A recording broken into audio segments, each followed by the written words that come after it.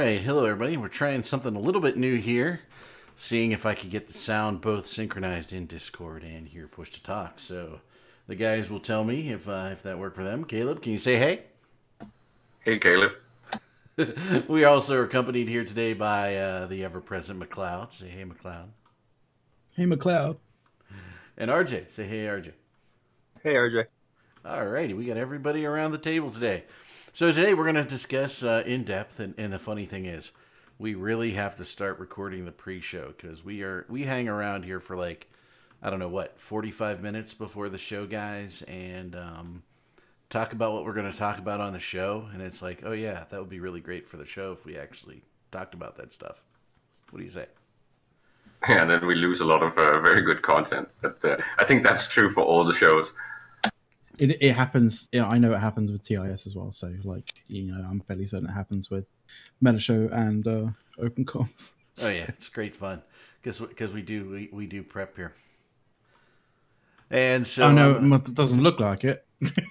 I've noticed a strange thing about Twitch for me, and I don't know if you guys have noticed it. So last week I resubbed during our show, okay, but it doesn't give me that share button until the next week. Do you guys ever see that? I think it's a refresh of your page that does it. Yeah, well, Eric, since I've been sick for the past couple of weeks, I haven't done a resub, and I'm going to test this theory. All right, you test this theory. Please pause for station testing. You return to your normal broadcast momentarily. Yep, I just refreshed and got the share thing. All righty, all right. Oh, Urandus says we're ugly. Thanks, Urandus. I am ugly. You know, my wife was away for 3 days. So she was away in New York with her family, and she came back. You know what the first thing she said when she came into my office? There it is, 8 months. She looked at me and said, "I think you're getting grayer. Holy crap, you're really freaking gray." And so I was doing setup on the show, and I had my headphones off, and I was like looking at my highlights. I'm like, holy fuck, am I getting gray? I'm getting old. Shit. Then Uranus says we're ugly, so thanks, Uranus. We appreciate it, buddy. Speaking of gray, you are a little bit more gray than the last time I was here. You think so? You think I am? Well, I've been away for like almost a month with the freaking death flu. Look, so you get a little gray there. I'll take this. Look at it on the side, getting a little gray. A little gray stripe or something. I'll definitely have to say I am at the post Eve Vegas week stage right now. Like that's how sick I've been. What you were? Explain that. I don't understand. All right, so like I haven't been around because I've been literally like in like bedridden with the death flu, like that's hitting the south, like the south of the U.S. right now, and like. I've just been completely destroyed. So I am at the point right now where I'm like the functioning post Eve Vegas like alcohol guy. So I'm at like the post Eve Vegas like hangover for the week.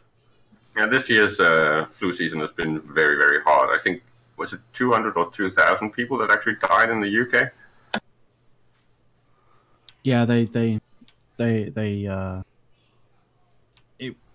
it was meant to happen. I imagine. If I'm not mistaken, it's two strains. It's the influenza C and the Australian flu. I think it's the Australian one that actually kills people. I mean, it's harsh to say, but that's evolution happening right there for you. All I'm saying is over here to the left of me, which is that side.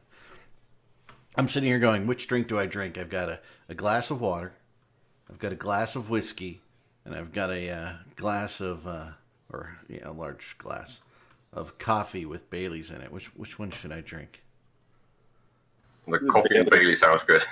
All right. Bailey's. Yeah, coffee and Bailey sound good, especially for the start of the show. You can excellent. You can go on to the whiskey like a little later on, halfway through. Lubrication, and since we have dedicated the entire show to the CSM minutes, I think we're going to need it. I think the best argument was which way to search the document best to find out how many times Sort said something. I was literally going to say, can we not just talk a tiny little bit about Elon Musk and SpaceX? Considering, okay, let's start with SpaceX. That launch just really quickly, just quickly gloss. Oh no! Let's talk about SpaceX. That's very cool. I like science news and I love spaceships. So, I'm like that Apollo this kid, week. right? So, if you need a new Tesla, you can go and pick it up in the asteroid belt. Isn't that it? So, the funniest thing that I saw about that whole launch was the fact that someone made a Twitter handle up about the center stage rocket that was missing, and was basically tweeted to Elon Musk and to SpaceX. I heard you looking for me right now. well, that was they lost that, right? It landed 300 yards off a target because it ran out of fuel, right? Yeah, that thing slammed in pretty good, but hey, 2 out of 3 is not bad. Well, what I found interesting was at 300 yards, its splashdown was enough to take out the cameras on the barge, right? Oh yeah. It landed. Apparently, it landed like, I mean, if you want to go from imperial to metric units, like, I deal in metric because I'm, one of You're those better, dudes. we know. But yeah, I know. I'm not American, so whatever. But oh, cheers, Randus. Yeah, it landed about 100 meters away from the barge at about 300 meters per second. So it landed pretty heavy. It landed pretty hard. No, it wasn't 300 meters, 300. I think it was like 300 kilometers an hour. I think it was 300 kilometers an hour, and like that thing just slammed into the freaking deal. But it was pretty close, but it missed the barge. I mean, at that speed, water is basically like concrete. Yeah, pretty much.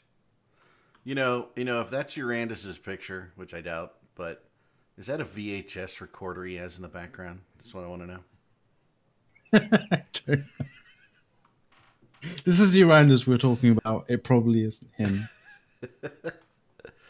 I will say this though about the actual launch or whatever. It actually brought a tear to my eye because I'm like, oh my god, he's actually doing it. Like this is progressing. This is happening right now. Like that shit was pretty. Now the biggest thing that kind of brought a tear to my eye was when that freaking the fairings came off and it had the roadster and the freaking spacesuit and all that in there. When I saw on the little LCD screen, it said "Don't panic," and I was like, okay, these are the guys we are dealing with right here. That they put "Don't panic" on the freaking screen. That was amazing. Like when I saw that, I was like, oh, you legends. So like, when they put that on there, that means they're true believers. So so as a child of the Apollo missions, right? Because I can remember the last Apollo launch, right? So that's kind of scary. I remember the shuttle launches, the first ones, the last ones, and all the losses, right? Now I'm seeing SpaceX. So I'm in that era that it's really kind of cool to watch. And, and you see that it was really science-y back in the day, right? And then the shuttle made it sexy because of the reuse, but not cool, but sexy. It's cool technology. And I see SpaceX, and they're actually making science really cool, if that makes sense. Does that make sense to you guys? Oh yeah, man. So hopefully this spawns tons of young people getting into this type of science, right? Because this is what we need really to make it flourish.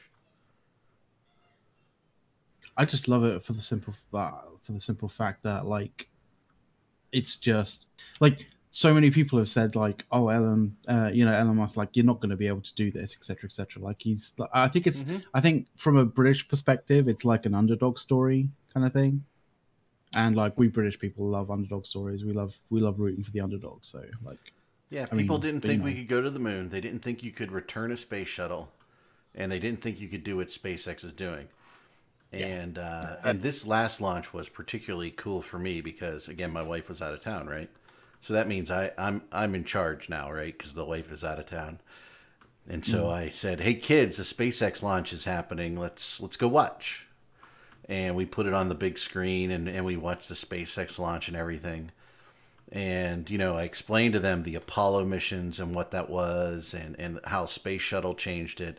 And now look at how this is changing the technology, right? and then we see 2 booster rockets land upright on a pad, synchronized, right? I mean, that's pretty freaking cool. I think one of the biggest things that's going to be like it's inspirational. It's inspirational watching it on like YouTube Live or whatever and streaming. But it's like what happened the couple of weeks before I got sick and took a break.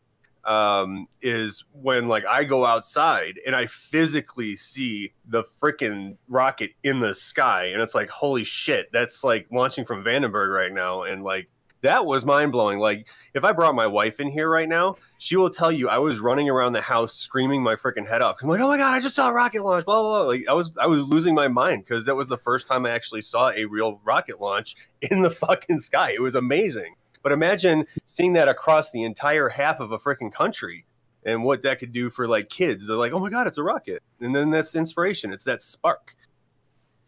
By the way, Urandus. Just a little bit weak, right? Just to tone this down. The SpaceX thing is really cool from a private company perspective. But from a space exploration and space activity, it feels a little bit like going from Hoover Dams to Beaver Dams. I think I don't know what you mean by that. I think it's more along. I think it's more along the lines of like, the possibility of smaller groups and smaller, well, not less well established, but like not massive major players or major like big entities, like having the possibility of being able to do, say, scientific work in space or being able to send something up into space is like a hell of a lot more likely and possible now because SpaceX's idea is like with these is to basically reduce the cost of sending things into space. And if you're dividing the cost of a certain amount of kg of weight being sent up, then 90 million is a hell of a lot less than, was it like 300 million or whatever it was? I mean, the thing is, this isn't even like the final form. There's like, this is only like the Falcon 9 heaven. Like, yeah, that's right. I just even figured, I pulled that out. But there's like, I think 4 more variations of this thing ending off at like, I think it's the Falcon 20, and it's about the size of a freaking Saturn V. Like, this is like we're not done yet. It's going to go even further than this. Like, it's going to get insane. Oh yeah, I just love you're recovering the most expensive parts of the rocket and reusing them, right? Those boosters have been reused before. You're landing something on a movable object in the ocean that is obviously going up and down with the waves, right? And a number of other things. And you're returning things to Earth on a pad. If you were to graph it, right? If you were to graph the progress of technology in everything else on the planet and then compare it to the progress of space activity and space exploration, we should pretty much have been at a point where we would have permanent bases on the moon by now. That's where we should be. It's just that it's been paused for almost 2 decades, right? So I'm not impressed at anything regarding space. I'm impressed that a private actor like SpaceX can actually do this. But I'm not impressed at where we are technology-wise and in space exploration at all. I think it's pathetic. I will say a part of that is, when the government had control of all space travel and space and everything like that, right? It was all the government. Then they put a hold on it, but it was all like way back in the past decades or whatever, where the point where private industry should have taken over. It didn't, and then it ended up stagnating. So now it's trying to make up time right now. So that's where I see it was like where the government should have ended and private should have taken over. There was too big of a gap. Yeah, and I think the problem is that the old tech, right, the old space tech, was disseminated into the public as private enterprises. So basically, all that technology was utilized to create everything we have today, technology-wise, right? Except that this type of stuff needs to be big projects, big investments from governments, because private enterprises cannot do this and take this type of risk. So that's why we're seeing this. I think your statement has just been proved demonstrably false by SpaceX. Right? The thing is, Caleb. The thing is, like when it comes to governments doing this kind of thing, it takes more than a 4 to 8 year kind of turnaround in order to actually do these sorts of things like properly. And when you have governments that end up, basically being rooted out and changed like massively in that kind of 8-year cycle, you can't get much done because things get suddenly, from a governmental kind of standpoint, things get basically shut down and changed, and funds get transferred to different to. But if this had a value, right? Are giving more. If this was profitable, if any of this was valuable, some of the big players would have been doing it. Yeah, but we're talking about a medium-sized company trying this out as some sort of, I don't know, Kickstarter-like project. It's worthless, and there's not enough money in it. That's the problem. Yeah, you want to put on tinfoil hats here. So originally, that freaking Tesla was supposed to go and be in, a 100 million year orbit or whatever around the sun, Mars, and Earth, and all that. So their intent was Mars, but now it's on its way to the freaking asteroid belt. You think that wasn't even pre-planned because it's like, oh, hashtag money, money, money. Let's freaking mine the belts. Yeah, that's right. I just threw Eve into it. I don't think it was actually planned, to be completely honest. I think there is some like relative unknowns when it comes to actually like traveling through space that most people don't seem to understand or kind of like expect. But I think it was planned. They're going to the asteroid belts. They want that money. They want the material. They want the freaking resources. If there was money in it, someone like Lockheed or Boeing or any of the big players would have done it ages ago because they have so much more money than SpaceX or Tesla. No, why would they do it? There's. If there was money in it, it's just that there's not. There's only loss. It's a kind of worthless endeavor from a private. It needs to be a government and a public project because you need to be able to take that kind of loss. The thing is, Caleb, like there is a loss to every kind of aspect of creating new technology up until the point where you make it to the point where it's low enough cost to market it and sell it, and to get it past certain regulations and specifications. Like if Elon Musk didn't realize that, I might have to actually pour like at least half a trillion dollars into this project with SpaceX in order to actually get something returnable, he wouldn't have gone and done what he's done. Like that's the thing. If you're trying to sort of surge forward in new technology, like yes, you have to put a lot of investment in, but you have to kind of have that vision and that kind of strength and fortitude to like go for that vision and believe that you're going to be able to actually get something out of it and get something decent out of it. It's like you just have to have the vision. He has a vision, but he also has the freaking money to do it too. I think he's got more of a spin machine than an actual vision.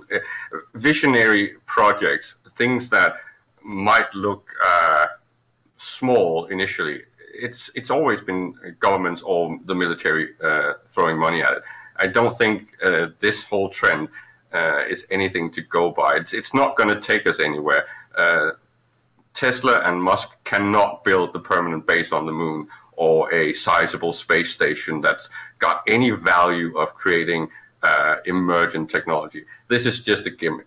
Dude, have you ever seen Elon's freaking ideas for trying to fix traffic in LA? Like, it's brilliant, and it can be done. All it takes is actually doing it. It's regurgitating 20, 25-year-old ideas, and now we've at a point where we can at least make dummies and demos that are a little bit better, but it's not a solution. You need a lot more money and investment and political clout to actually do these things. It might be regurgitating. It might be regurgitating ideas that have already been looked at, but it's not. It's rating on them with current technology, which at the time when they were basically seemed to be non-functional, or at least not feasible. There's a good comment. They didn't have the technology, and they didn't have the what we have today. So it's rating on past things that have been looked at and thought about isn't inherently a bad thing to do. There's a great comment out in the freaking peanut gallery. The government ran most of space agencies, and they went bankrupt. That's from Mise Evil. Well, not only that, I mean, Lockheed, That's Airbus. Because they went the wrong way. They didn't know what the hell they were doing because they were just like, hey, we need to build this thing because we want to control space. All right, we did it, and now we're done. And now we're bankrupt. Yeah, but remember, too, right? Lockheed and Airbus and everybody else launching satellites have largely controlled the environment since then, right? And it's expensive, the type of rockets they send up there. Massive. It's much more cost effective what SpaceX is doing, and in fact, SpaceX has been running profitable, although not super high percents, but they've been profitable. So, I mean, that's key, profitable, right? And the point is that what we need is another DARPA-like project. We need something like what created the internet. We need something that is on a size that scales into something that changes society. This is just a demonstration gimmick. It's not even Kitty Hawk. It's less than that. It's repackaging technologies and ideas that are already there and then selling them as novelty. There is nothing novel in what Tesla is doing. The electric car is a 75-year-old invention. It's nothing new or novel. Yeah, but it's all about how you do it efficiently. No, it's about how you are allowed to piggyback on the trends that we have. And that comes down to things like the energy revolution and getting off of fossil fuels. He's just piggybacking on a trend. So now you cannot stop electrical vehicles because that is the logical step to take. It's got nothing to do with him being a trailblazer or an innovator. He's basically just repackaging some Lotus chassis and then putting the existing electric engines that's already been working for 30 years into that machine. It's not novelty, and selling it as this cyber Jesus guy, it's just pathetic. Oh, wow. That's amazing. Boy, we got Jackie Eve out there. I hope that triggers so many people in chat. Like, I really hope that triggers so many people in chat. Oh my god! But you know what? It's a fanboy thing. It's so fanboy driven. It's worse than Steve Jobs. At least Steve Jobs came up with really novel things that changed the game and pushed the envelope. I don't see that from Tesla at all. From fucking Xerox. Steve Jobs did. Jesus Christ! He stole Windows from Xerox. Steve Jobs just approached the idea of a phone in a different way, like from a software kind of angle rather than a hardware angle. That was the only thing that he did. The only additional things that made the iPhone and Apple kind of work was the fact that he knew the power of premium products, and the idea of bringing a bunch of technologies into and kind of merging them into one product. Like, that's the only thing that Steve Jobs did. So let's talk about the Wright brothers. But he's still a visionary, though. Let's talk about the Wright brothers, man.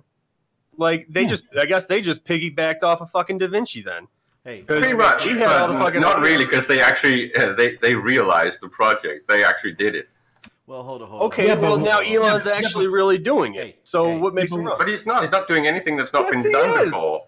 Hey, bottom line, the French fry was made a long fucking time ago, but McDonald's made it great. Okay? Fuck yeah. Even my friggin' dog likes friggin' McDonald's French fries. He won't eat anything else. All right, who just joined? Hello, How you doing, brother? Stupid with the Steve Jobs adoration. Please help us. Oh, for God's sake! Man. That triggered you so much that you had to jump in. If Jobs hadn't had Woz, he would never have done a goddamn thing. Woz was the engineer who actually understood what the hell was going on. Agreed. I don't think anyone disagrees with that. Yeah, he just had the idea, the scope, and the kind of the thought process of like marketing presentation. Right? Yeah, exactly. I mean, let's face it, dude. I'm totally with you on the anti-fanboying shit, but seriously, by the time he died, Steve Jobs could have walked on stage, taken a crap, pointed at it, and said, "I shit," and people would have bought it. Yes.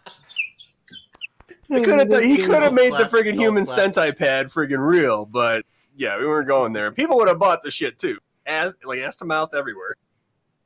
And the point is that Steve Jobs was also repackaging and stealing ideas that had been R&D created by someone else all the time. And that's pretty much what Musk is doing now. It's just that he's not doing it in anything that's got consumer value. It's adventure. It's a waste of value and assets. He's not going to create value of anything.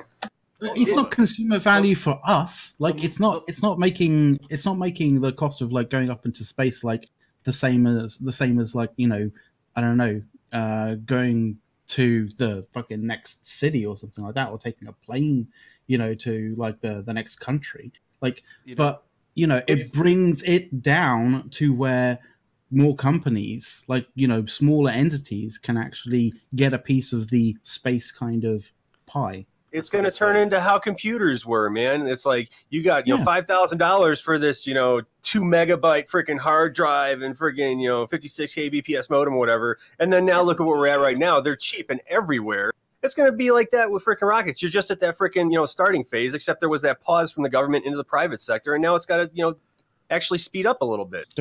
So it's still in the testing phase. There was a time. There was a time when mobile phones were only, you know, the only people who had mobile phones were like super rich execs. Like, and now like and those were children have like ridiculous phones nowadays. You know, I'm going to tell you guys a story about a student programmer I once had. And his girlfriend came in our office and she was bitching about how much money was spent on NASA and how much of a waste it was. And he pointed at her shoes and he said, "Do you like those Velcro shoes?" And she said, "Yeah." And he goes, "Thank NASA." Yep. Yeah, this is why, in my opinion, if we had someone like Tesla, right, or someone like Elon Musk, running a government organization like NASA or something like that, to have the visionaries in the government scene and doing projects on a scale that would actually make a difference, that would be positive. That would be like taking us back to what's his name. The British crazy industrialist guy. Well, I'm going to let us spend one more minute on this because we spent almost a half an hour. But I'm going to ask you one question, Caleb. Just one question to finalize this, right? What does it matter that the visionary is in his own independent capitalist company doing the same work that he would be doing in a government agency? What's the real difference in value there?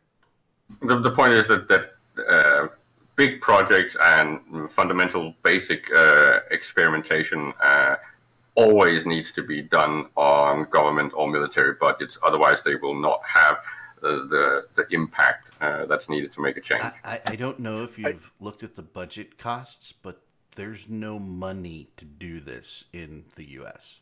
So you either do it private enterprise or it ain't going to happen.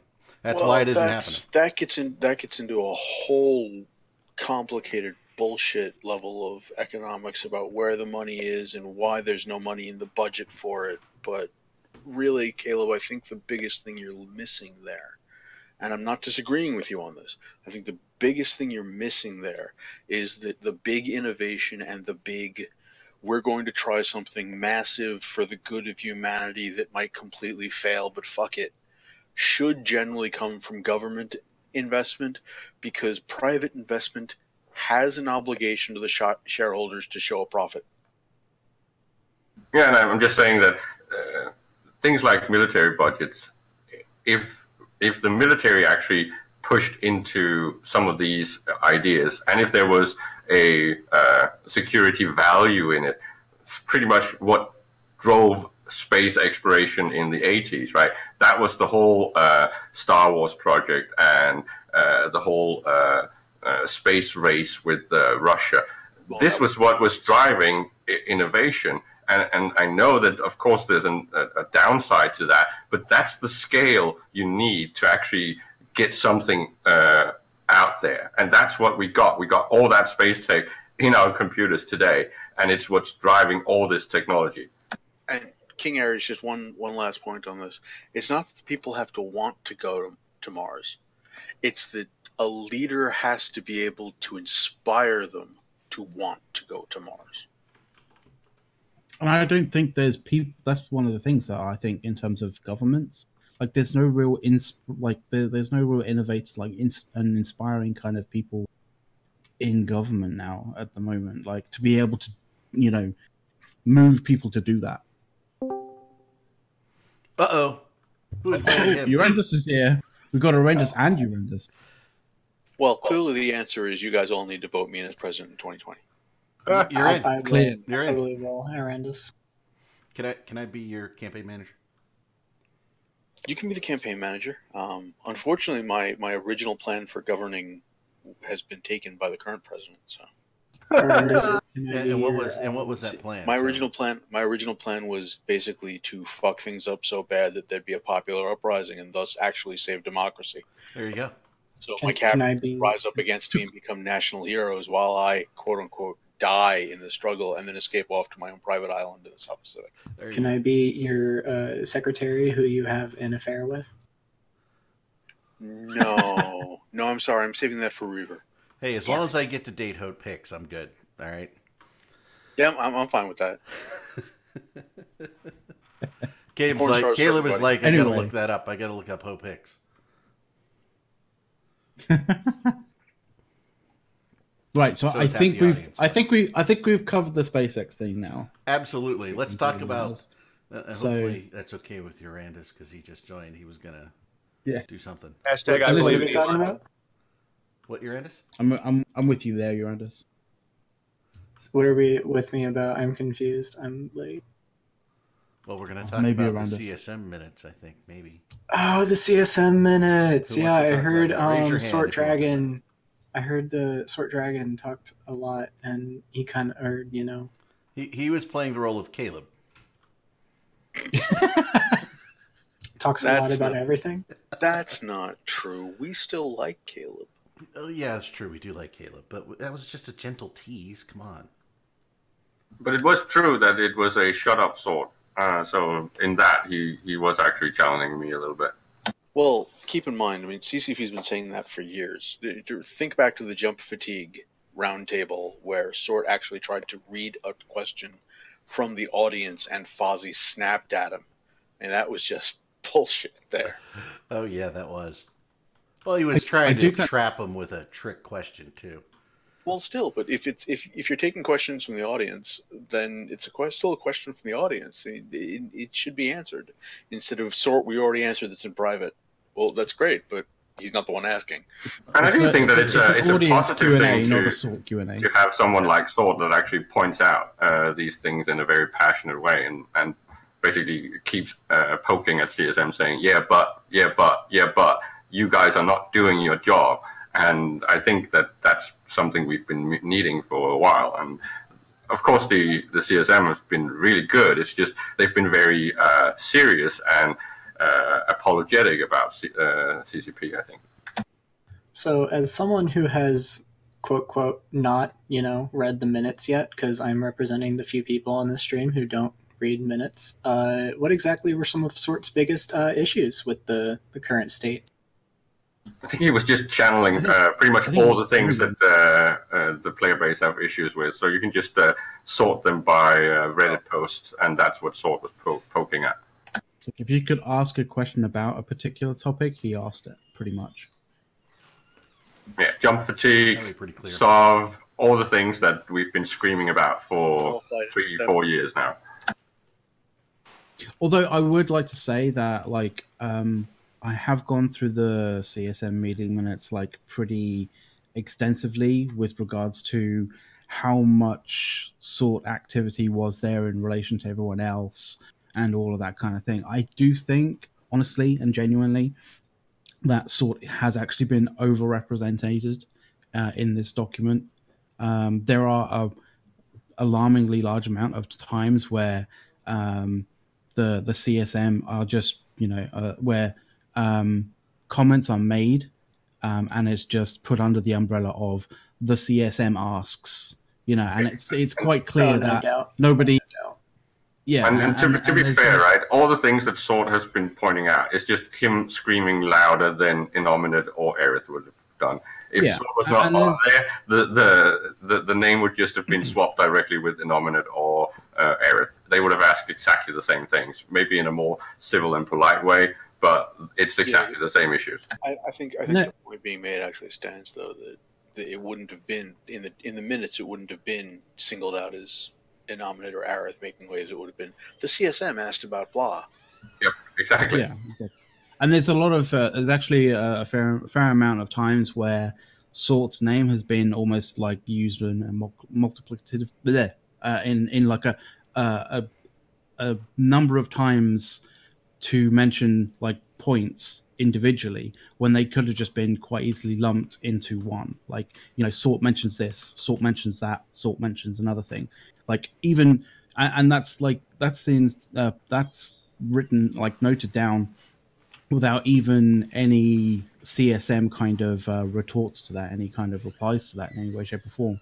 So I think what Arendis pointed out, it would have been written as the CSM asks or the CSM says. I think that's a problem with this, right? Because now readers of this document will read it as if it was just Sort pointing out all these things. I think it's a big problem that the minute taker points out that it's Sort all the time instead of it being a unanimous voice of the CSM, because I'm pretty sure that the CSM agreed with Sort on at least 90% of all of the things that he points out. And I mean, if you listen to Talking Station? No, what was the show that comes on Fridays? Open Comms. Open Comms. Yeah, I mean, they had Sort Dragon on yesterday, and I was listening to that, and he made a point that he definitely did feel overrepresented, and that the before he made the entire show have the CSM hate him, he did want to say that, you know, he was trying to, you know, that wasn't just him asking questions. Yeah, and it does come across with it like there. I mean, the thing is, it does read as though I don't want to kind of like hammer at CCP for this, or, you know, the specific person who actually put it down, but like it does read as though it was noted kind of in a sort of amateurish kind of way. It definitely isn't like noted down in the way that, like, say a stenographer would have. It reads as if CCP has made Sort a scapegoat and an excuse to get around the issues. What I wanted to say, sorry, go ahead. But what I wanted to say about that particular aspect is, you know, a lot of people who, like, maybe not read the entirety of it, but a lot of people who will kind of like read a little bit of this will kind of look at, you know, it's almost like a document to sort of to detail and to show people how much effort their, you know, particular CSM representatives are actually putting into being part of the CSM. And when someone is overrepresented like so heavily or underrepresented so badly, like it kind of it does portray that aspect of like, oh, that person doesn't really give a shit about you know, being on the CSM, so why vote for him again, you know, in the next one. This kind of feels a little bit like a pattern that I've seen from past CSMs, like CSM 10. I don't know why. That was help me understand that at the time. I don't know. It kind of feels like this. I could be totally wrong about this, but like from what I remember, this seems a lot like from what was happening with Scion. Although I think Scion was more of a community outrage than CSM or CCP specifically picking on him. But CSM, what was that, 10 back in 2015? I have no fucking clue. That was a long time ago. Yeah, I don't know. My words are not very good. It's actually pretty much correct to say that it's a similar situation.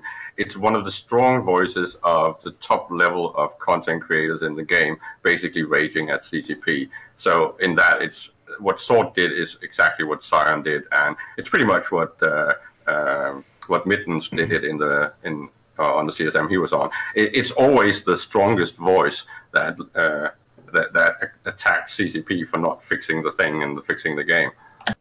I think you've got a lot of strong voices on the CSM. I think I might say from my impression, CCP hated Scion, specifically. Yeah, it's the controversial voice, right? And this might not be the best year for CCP because there are many strong voices on the CSM this year. Jin Tan, Aerith, Innominate, Sort Dragon, Judge, a lot of strong voices on the CSM, and I think this is, as far as CSM goes. With Scion, it wouldn't have just been the confrontational voice. Scion has a way of speaking that is it's very flat and very measured and very calm, but at the same time, if you're used to somebody who's a bit more animated in their speech, you can feel like he's getting patronizing when he's really not trying to. And then when he is, you really feel it. Yeah, Scion always struck me as a really nice guy in general. And that's personal. That's not, from seeing him and other things. Scion's always been a pleasant guy to talk to, when I was just talking to him. But I can understand how people could read him wrong, and how you present ideas is always going to affect how they're received and how people perceive you. So absolutely. I think you have a lot of strong voices on the CSM. I found a couple things very interesting. Specifically that the CSM in general is calling out CCP for releasing half-baked iterations in the product, right? And then never coming back to fix them, or not fixing them in a timely manner. Yeah, but that's been the standard since 2003, to be honest. Yeah, but you're seeing it in the minutes. You're seeing them hit them harder on it. You're seeing the community hit them harder on it, too. Yeah, but as you pointed out, with the technology of how CCP actually develops, it's always going to be making features, making changes, and then kind of leaving them hanging, because reiterating on them is less priority than creating new features. Well, CCP has made it less of a priority. When you do sprints and you're using that agile method of development, right, you absolutely... The first sprint is to put it out there. The second sprint is to fix it. The third sprint is to fix it. What they do is the second sprint is a new Jesus thing, right? So is the third. So is the fourth. So they never come back and fix. That's the challenge. I mean, the issue this time around was mostly focused on the resource wars, right? Yeah. Yeah, which they're completely shelving now, which is... And I mean, my issue with the resource wars was it wasn't, when I think of EVE Online, I'm thinking of a sandbox game, and the resource wars seemed more attuned to this World of Warcraft style amusement park MMO, which is not what EVE is. EVE is a sandbox, and when you have core mechanics of the sandbox, such as your citadels, such as your refineries that still need some work, I think putting resources into an amusement style is just not, it's just not right. The resource wars was made for a very specific purpose, and it's a purpose that makes a lot of sense when you look at it in the bigger picture, and it's something that CCP really needs still to have more things that fulfill this purpose. The problem is that they ignored the feedback they were getting from HiSec players when it was on Tranquility, on Sissy, and put it through in the version that it had originally gotten onto Sissy with. And so people didn't use it. There was a lot of feedback that could have helped them shape it. The purpose behind Resource Wars was quite simply, the game retains more people if those people make connections. So here, this is another way for new players in HiSec to meet other people. Yeah, and I think that's maybe one of the major problems, that CCP seems to be chasing the casual players, chasing the NPE player retention, right? They want new players to come into the game and stay in the game, and they've been investing a lot of time developer-wise on that goal. Except, as Sword Dragon was pointing out at the end of the CSM minutes, maybe that's actually going about EVE the wrong way, because maybe you should focus more on the high-level content creators and the veteran players and getting them back into the game, because that is what creates actual activity in the game, and that creates retention.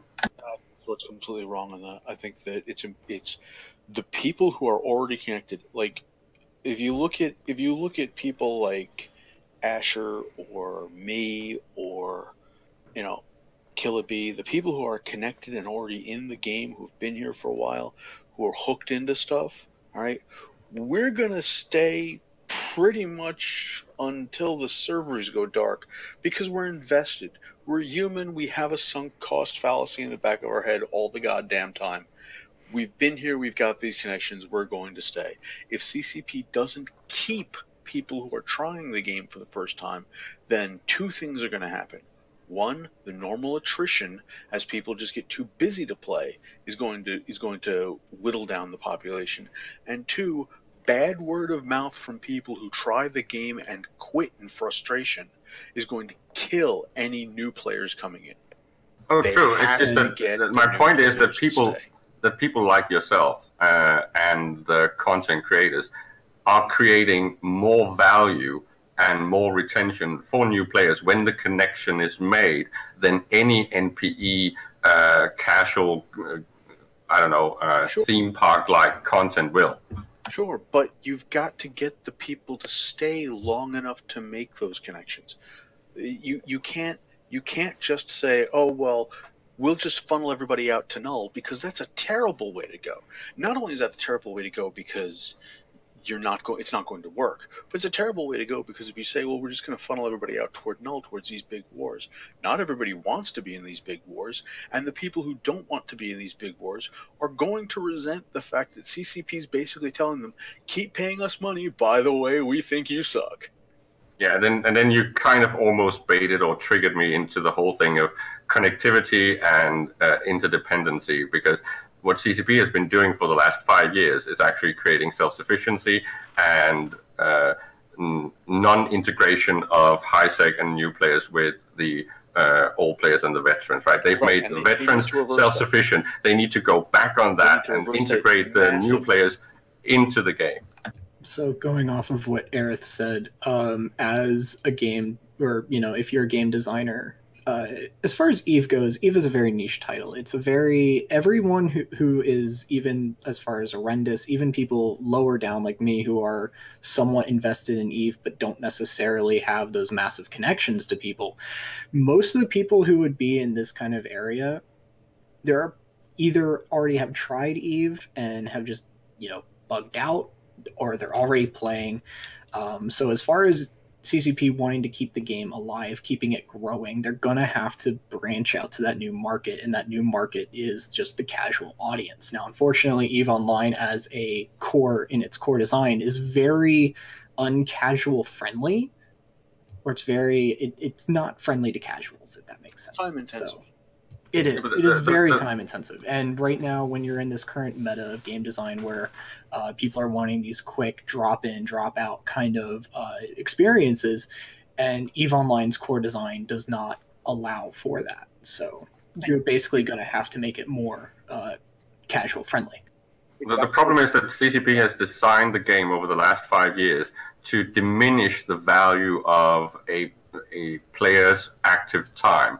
They've made it so that a new player, a low-skilled player, has less value than the exponentially effective veteran player. So when a veteran can just dump and pump out 5 raw cores that just mine everything, then it makes the hours of work for a new player worthless. That means that the integration becomes very difficult because you do not need these new players, except for maybe fuck you fleets and F1 monkeying. And that is undermining the whole integration into the community and the ecosystem.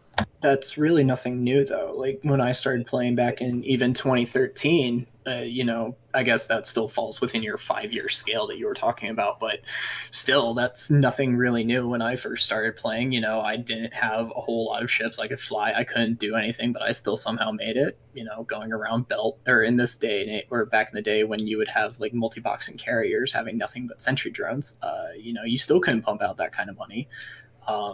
It's really nothing different than it has been since 5 years ago. It's quite different because before 13, right, a mining fleet would be comprised of a mixed degree of skilled players because they all had some activity and value.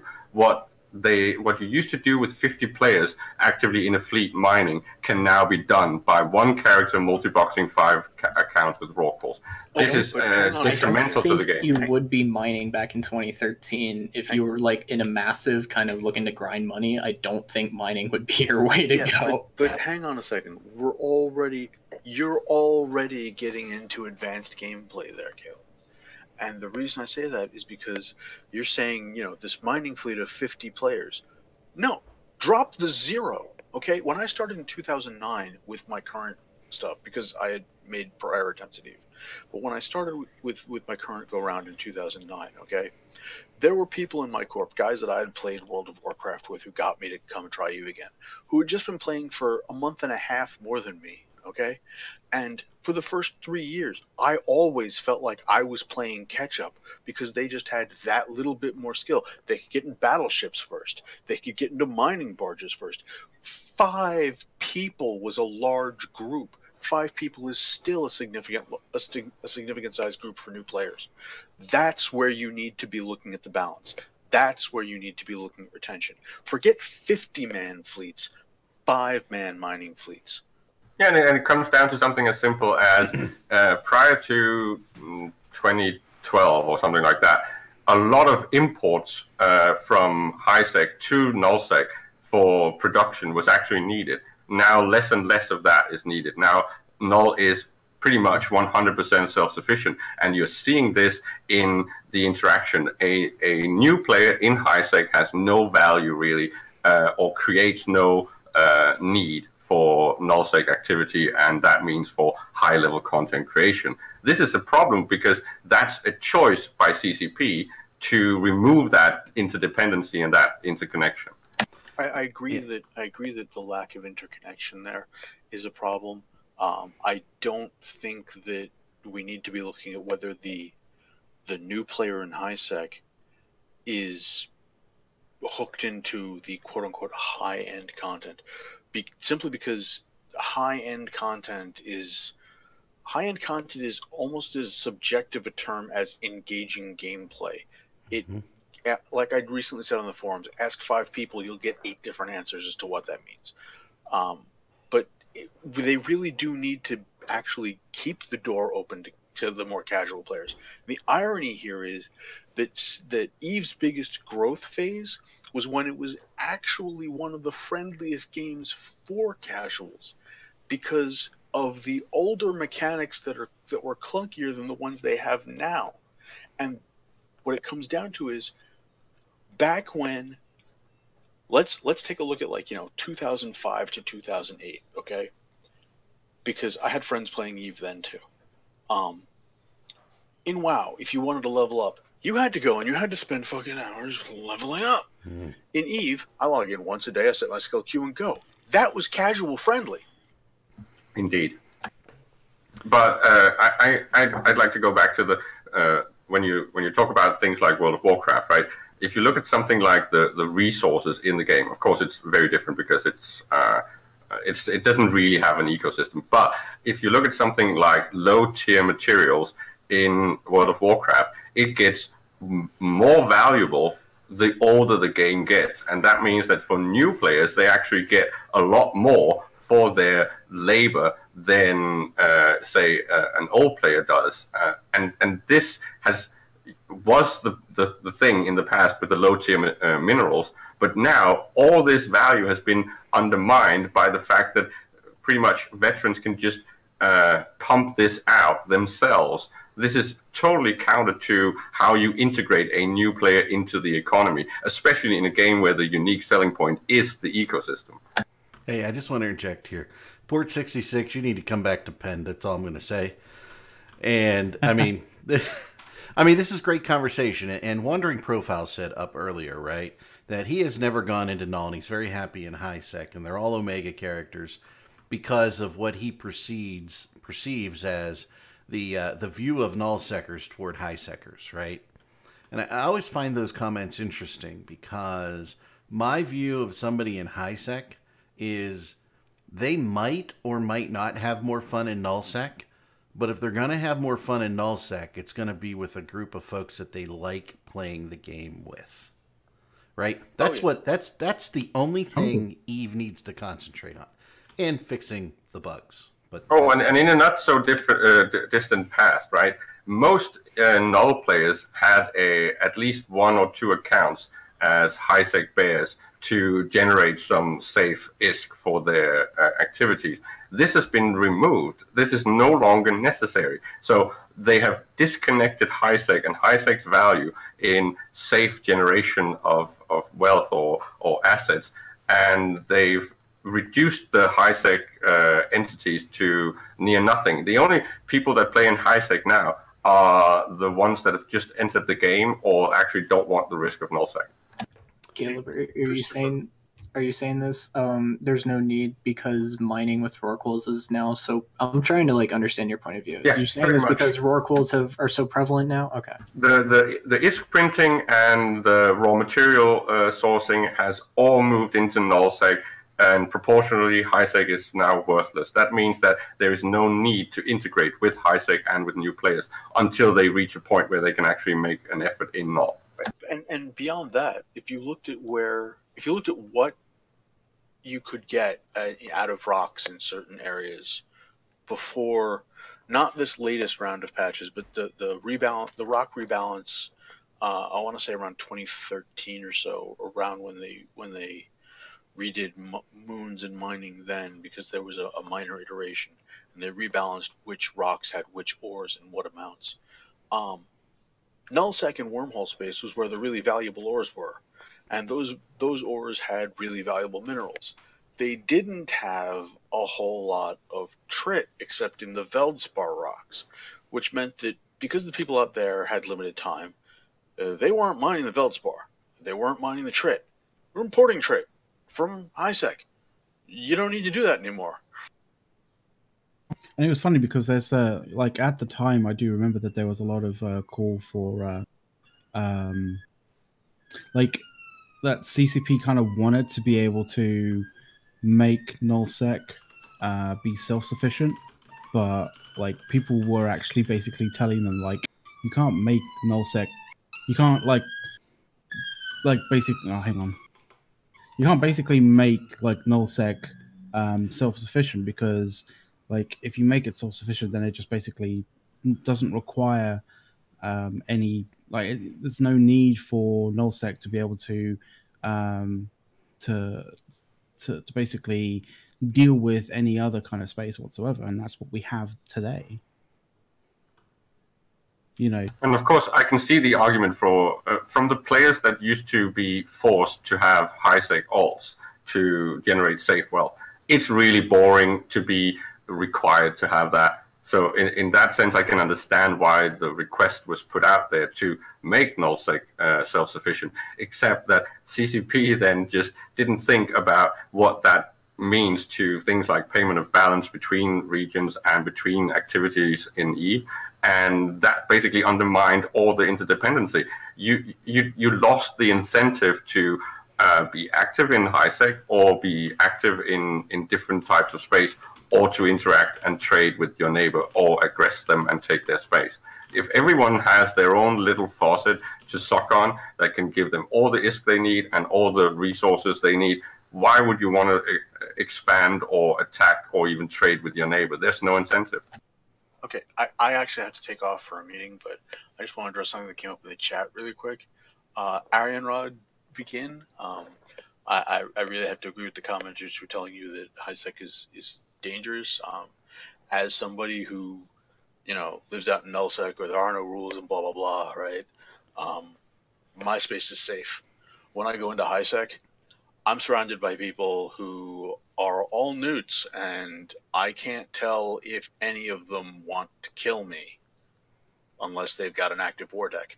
They don't need an active war deck to decide, hey, it's a goon, I'm going to shoot him. HiSec is dangerous space.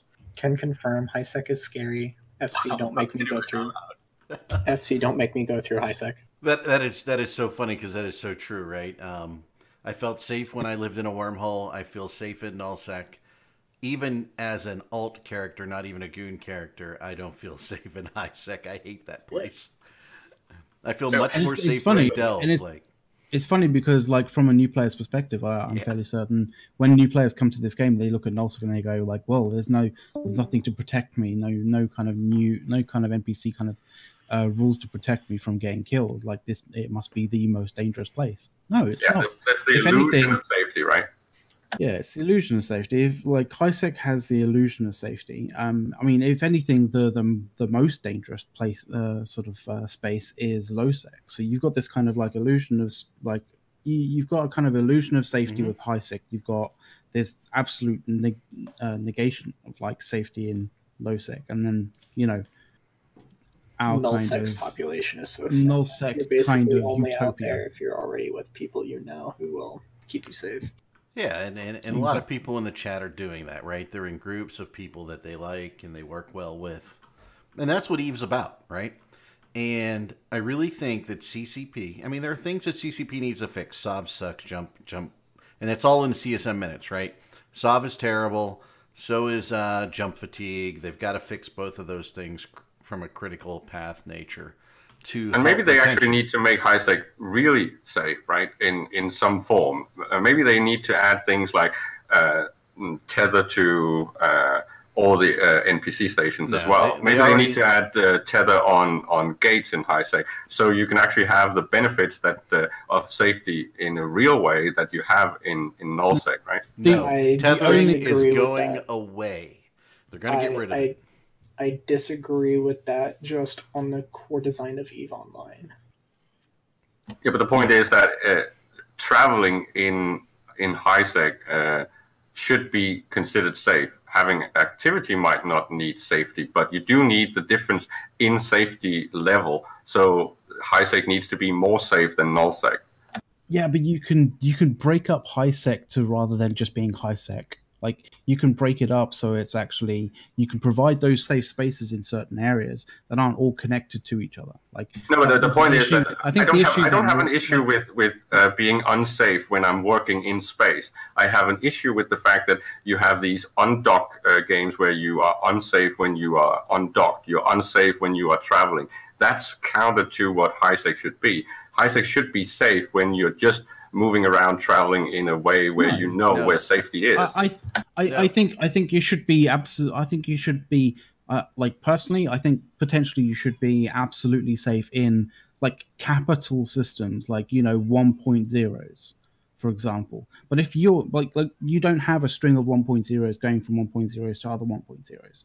You have these 1.0 kind of like little blotches, and then you have to kind of go outside of that to get to the next 1.0, or to get to the next kind of like.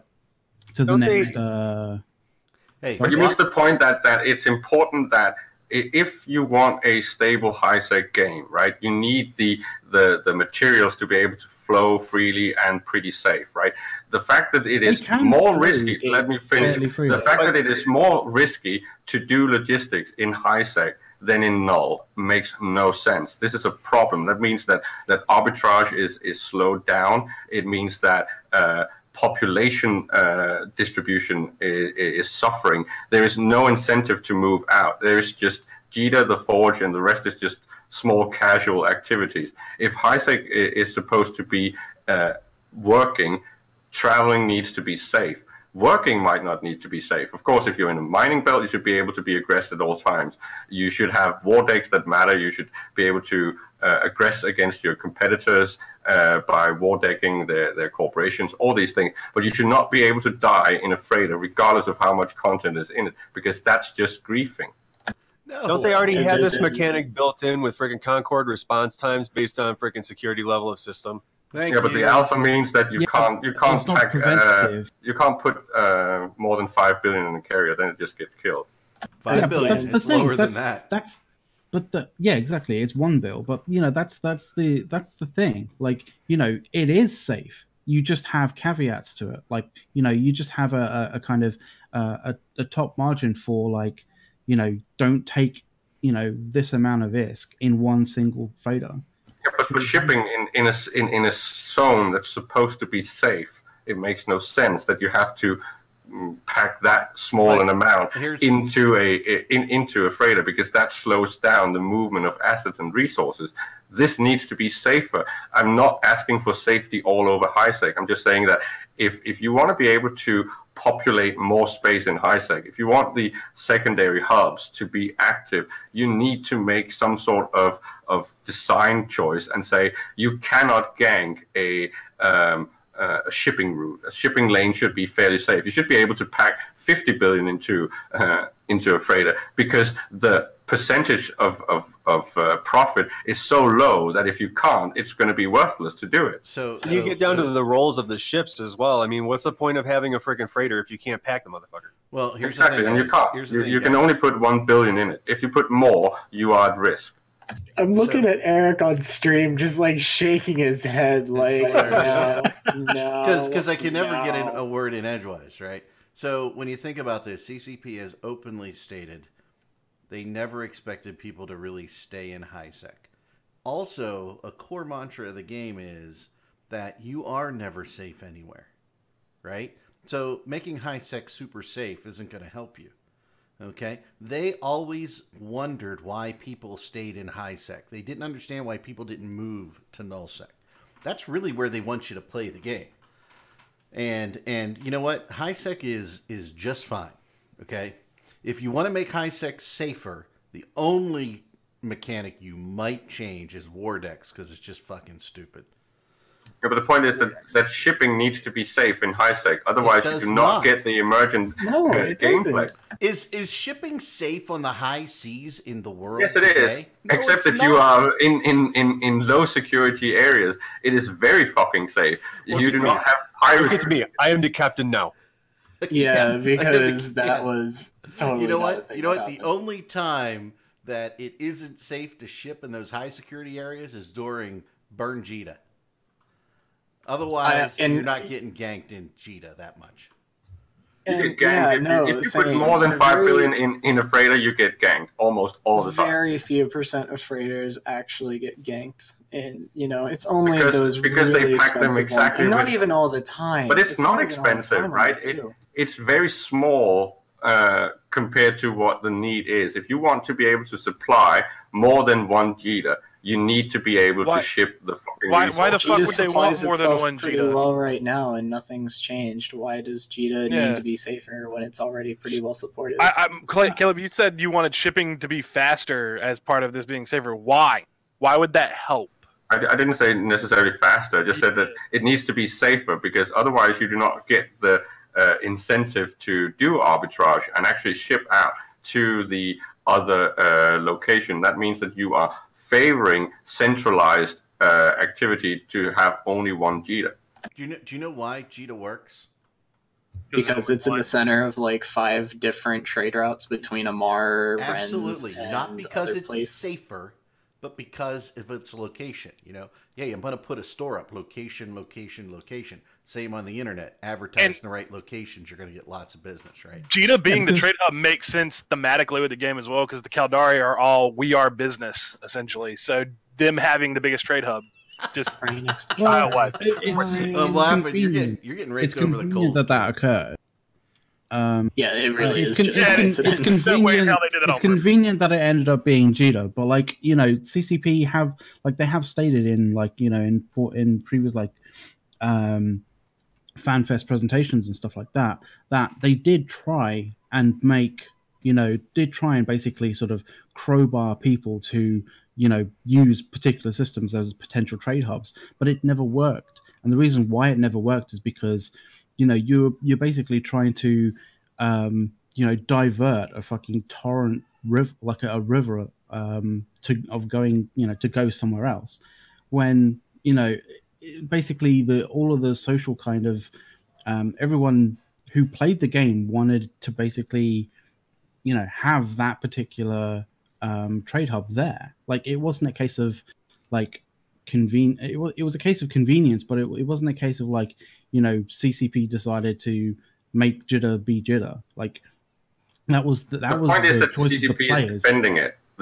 They are defending a monopoly. You cannot effectively create secondary or tertiary hubs because shipping is too risky and too cumbersome. That means that you will never get any of them. A fucking trade hub that's on point. I'm sorry. You're saying that the second biggest trade hub in the game is player owned? a monopoly because no, 1DQ is the largest. Oh, is it? Is it now? So you're saying that the second largest player-owned economy is monopoly because it's all in one place? No, I'm saying if you're making it too unsafe to ship out and create off hubs, if you're making arbitrage and logistics too unsafe in high stake, you will not get secondary JITAs because it's not worth it, because the JITA-centric monopoly is protected by the game design. I'm not talking about 1DQ because that's a player-owned structure and that's totally different. But I'm just saying that if you do not make it safe to ship, at least on the main lanes, you will not get any incentive to create secondary service Walmarts like JITA. I'm gonna challenge. You go ahead. JITA is like the way it is because of the geography of how it intersects with so many different places. Then it also reaches out to smaller hubs. Let's not discuss why JITA is JITA, because that's JITA is JITA because JITA is JITA. That's literally the reason why JITA is JITA and why it's the biggest market hub. No, it's not. If there wasn't actually a demand in those farther out places to create one of these, larger trade hubs, JITA was created by critical mass. Yes, because it's where it's going through the biggest places. So, yeah, but that's CCP created. It's historical. The old CCP one was created by an algorithm to randomly create solar systems. No. The history of how JITA became JITA ties into the whole history of changing the highways and how things are connected in the. Before JITA, we had ULE, which was the Concord main station, and that was the biggest trade hub. That was nerfed by CCP, changing where Agents is and where the highway was. So JITA is not something that came out of natural emergent behavior. It came out of choices from CCP. It came out of natural convergence based on the the aspects of the game that CCP had created. CCP would didn't go right. I really like the system JITA. How do we make it a trade hub? Yeah, CCP would prefer multiple trade hubs, right? They don't want one trade hub because that's a resource hog, right? But players want a single place to go get everything that they want. They don't want to fly over to Heck and get some, cargo containers. And then they don't want to go to Amar to go get something else. And then they don't want to go to JITA to get something else. They want one-stop shopping because their time matters.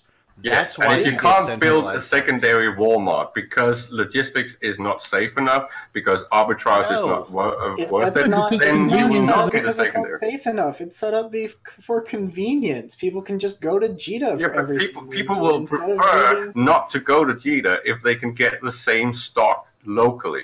Here's the thing, but you're not going to get the turnover that sellers want. But it's not cost based. It's turnover supply. Based. It's not based on price. And there's plenty of options to create off hubs. It's just that to stock them is too costly when it's basically not worth it. Pinky does also point out that it's part of a jump freighter route. So yeah, good on you, Pinky. I'm switching to whiskey, just so y'all know. Caleb has yelled too loud, and Eric is going strong. So I'd like to change the topic. Can we talk about how? I'm like a greater Philly local. Can we talk about how Philly's been on fire for the last week? No, hold on.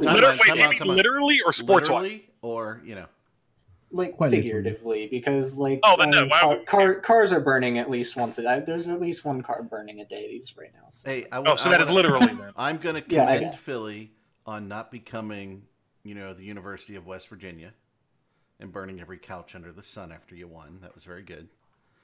Good job. Philly deserved an overly exuberant celebration because it's their first freaking Lombardi, and that's awesome. And they played an awesome game. Okay. And I'm on the other side of the state from you, Randus. So thank you. Oh my God. It's ridiculous. No, here's the funny thing. So we actually beat the Vikings, Minnesota Vikings, for the championship.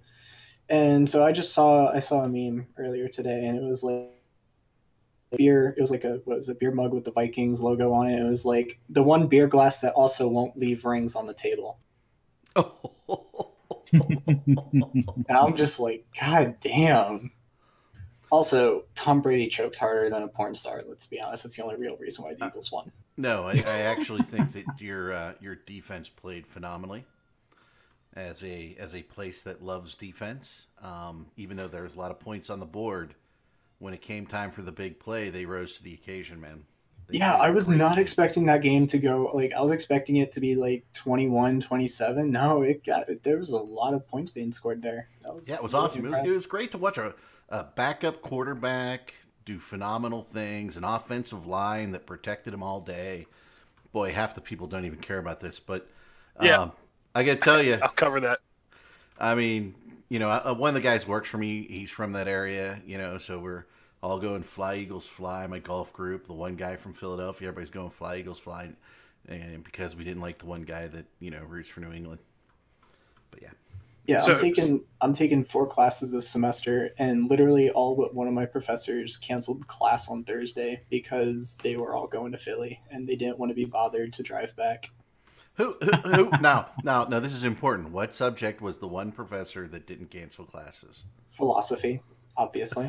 Smart man. Clearly. So for those of you, my computer science professor was just like, my computer science class is like god awful late too, so he probably could have made it. But he's like, yeah, I don't really want to be in the rush. I've had season tickets, or like season passes for like 30 years, and I literally just want to do this. I've never canceled class before, and I'm like, God damn it, dude, just do it.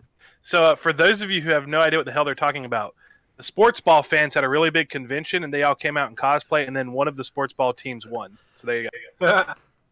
Solved it. That was 100% accurate. Not really. Yeah, it was. But yeah, no, I'm actually really impressed that Philly isn't actually entirely on fire right now. I think the police, the local police, did a very good job. No, I thought it was great. But yeah, that's all I wanted to say. Philly's on fire. What was it? Wasn't it back to you? The walkway covering for what the Ritz-Carlton everybody was standing on, and you collapsed it? That was good. I like that.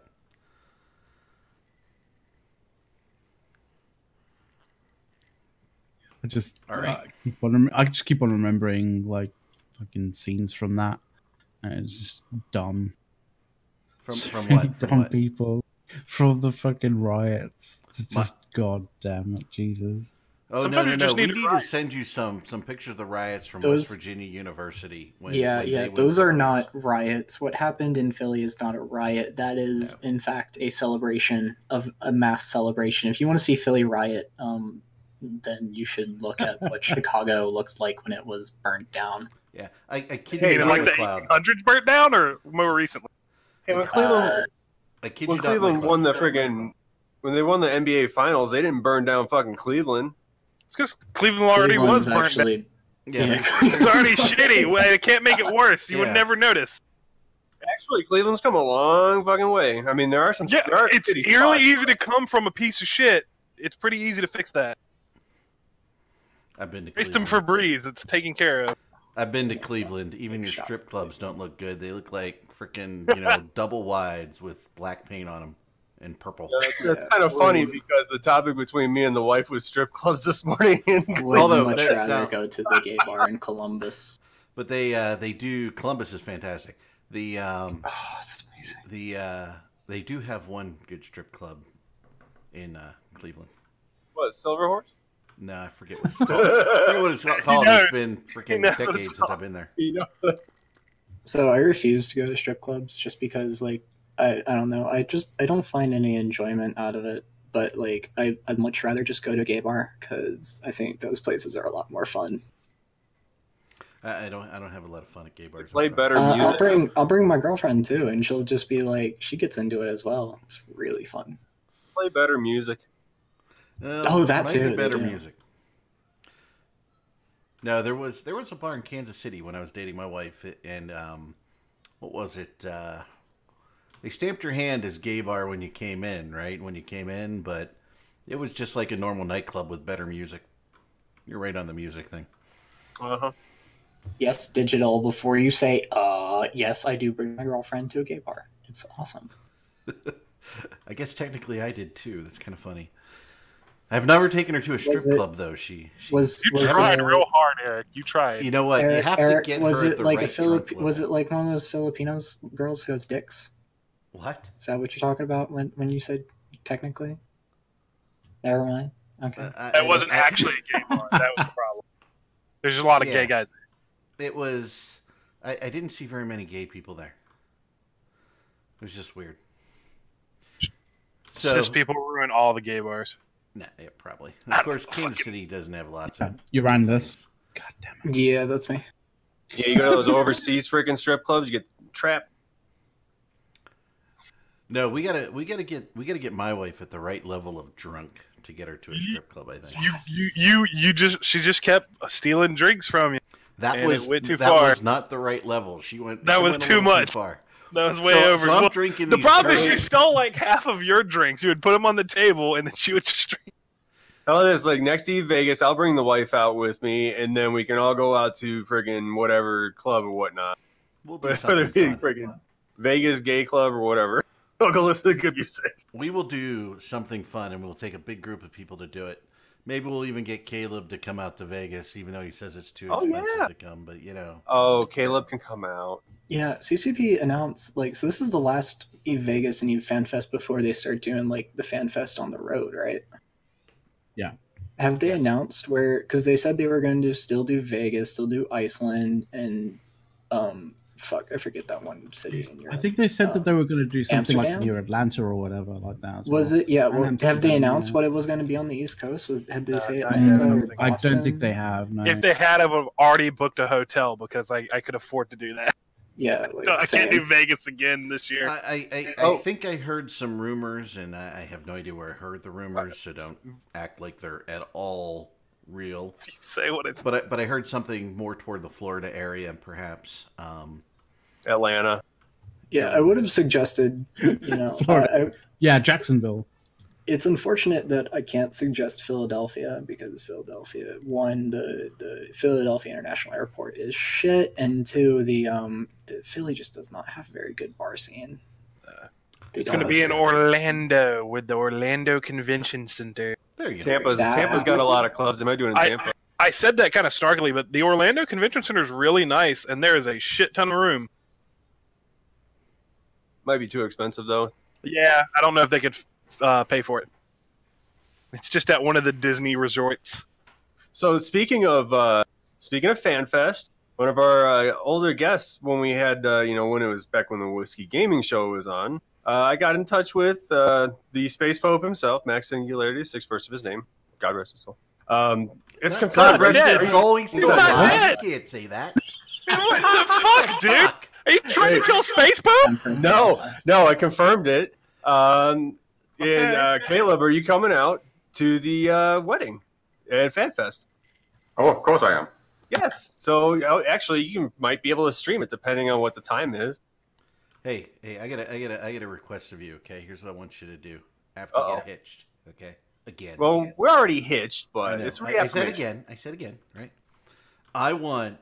See how ask your wife how much I have to pay her, okay, to put on some red lipstick and go kiss the Eric thing on the monument and then take a picture of it and send it to me. Dude, she'd probably do it for free. All right. I was going to ask you to mail me a rubbing of my names on there. A rubbing would be good. Yeah, we'll send him a pack. That sounds so bad. Somebody's going to take that out of context and make a meme out of it. Here's the thing. We've already, we're actually doing a cosplay thing with it, too. We're already buying outfits. So we're actually going to freaking RP it up for that day. Oh, nice. Ew. No, but seriously, RJ, I need the, crayon rubbing from the thing. I'm a weeaboo and I'm finding it disgusting. Are you going to be you going to be coming as a male exotic dancer then? I totally could. There you go. Do it, you wimp.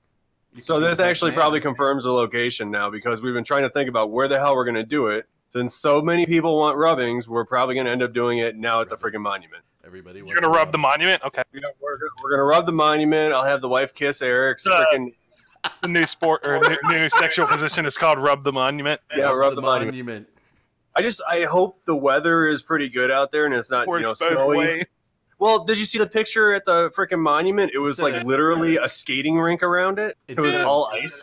Instead of cake, they'll be shoving shark in each other's mouths. It'll be beautiful. Oh yeah, just yellow snow cone. We'll eat whale. I want to try whale. Speaking of exotic food, this might not be like exotic for a lot of you, but I've had. I recently went out and I got some rabbit stew. Oh, that's good stuff, man. Some of you might not think that's very exotic, but like I guess some. In West Virginia, that's big, especially if it's off the road and already been warmed up. No. Like, and this was fresh. Like I can't believe you got through that. My friend has a hunting bow, and he just like in his backyard, he just killed a rabbit. He brought it in, he skinned it, and he like texted me. He's like, "Yo, dude, stew on rabbit stew," and I'm like, "Fuck." Some taters, some carrots, French fried taters. Got to put some rosemary in there. No, it'd be good. No, actually, yeah, we bought a rabbit once in college and tried to cook it up. It was pretty good. Yeah, nah, you gotta get them fresh. You gotta get fresh, dude. Like freshly killed. Kill it yourself. Killing it yourself is actually half the fun. Yeah, well, we went to college. I don't like cleaning them. That's a lot of slightly dark, but okay. Went to college in the city. Not a lot of rabbits running around. We'll take a day trip out to the subs. Although, it takes us 4 fingers to skin a rabbit. I have this one pesky rabbit that I've already caught once and took 3 miles away, and it's come back in my yard here. So you bring that bow out here. I can bring one of the bloodhounds up there. They'll take care of it. Get the hunting dogs out. Well, clearly it's trying to actually get in and into the pot. So, just help it out. And what's up, Doc? What you cooking? Those are some of the best bug bunnies. Oh, FanFest is gonna be fun. Yep. You have fun at FanFest. I'll see you at Vegas. I will. I am attempting to be able to go to Vegas this year, but I doubt it will happen. I sit there and go like this. Say again? Iceland, if you guys do like a group kind of booking. What's that, If you guys do a group booking, I'll definitely come. So we figured out how to get the British guy out here. Is Vegas. If we do a group hotel suite thing. Oh, well, British guy shows up. There are already people that once the date's announced are setting up group rooms at the Cosmo and Planet Hollywood. Nice. Nice. So they're group rooms. So yeah, we had a big group room, didn't we, this year? Dude, that was fun, man. We need to do that again. Well, you know what? I can suite. I can see what it costs just to buy one and see what that is and see what it would run us if we all just pitched in. But yeah, it was just really nice to just kind of go back and still just chill out with our crew.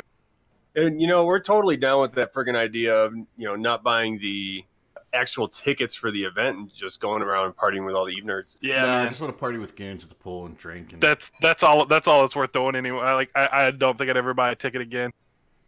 I mean, we could get fucking shit faced. Would you really want to actually buy a ticket to the event and just get a hotel room with a bunch of goons and then just party? So what's the point of buying the ticket when I can use that money to buy more alcohol to get drunk goons to hang out? I actually made out pretty well. I did. So we'd spin it on In-N-Out at 4 a.m. Yeah. So I've never actually been to a goon party. I've not done my my good deed as a goon to make it out to one.